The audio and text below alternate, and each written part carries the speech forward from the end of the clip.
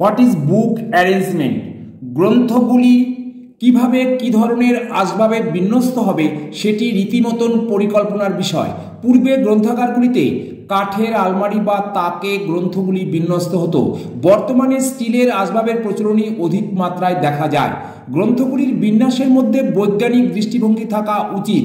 আবার সেই সঙ্গে দেখা প্রয়োজন যে গ্রন্থাগার কর্মীরা যেন তাদের অভীষ্ট গ্রন্থটি সহজেই খুঁজে পান এবং পাঠকদের সঠিকভাবে সরবরাহ করতে পারেন। শেলফের তাকের উচ্চতা সঠিক হওয়া একান্ত প্রয়োজন, যাতে সাধারণ উচ্চতা বিশিষ্ট কেউ সহজেই বইয়ের নাগাল পেতে পারেন। তাকগুলি ইচ্ছা মতন দূরত্বে বসিয়ে নেবার সুযোগ যেন থাকে। গ্রন্থ সংকুলনের স্থানটি অপরিসর না হওয়াই বাঞ্ছনীয় এবং সেই স্থানটিতে যেন সহজেই আলো বাতাস যথেষ্ট পরিমাণে চলাচল করতে পারে। বর্তমানে গ্রন্থাগারের স্থান সংকুলান একটি প্রবল সমস্যার আকার ধারণ করেছে।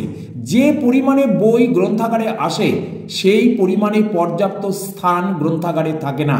সুতরাং সর্বাগ্রে এই নীতি অনুসরণ করতে হবে যাতে ন্যূনতম পরিসরে সর্বাধিক সংখ্যক বইয়ের স্থান সংকুলন করতে হবে। উপযুক্ত স্ট্যাক বাছাই করার পরবর্তী পদক্ষেপ গ্রন্থগুলিকে সেখানে সঠিকভাবে সাজানো। যত্ন করে বৈজ্ঞানিক পন্থায় গ্রন্থবিন্যাস থাকলে সেই গ্রন্থটি খুঁজে বার করতে অনেক সুবিধা হয় গ্রন্থাগার কর্মীদের। Thank you.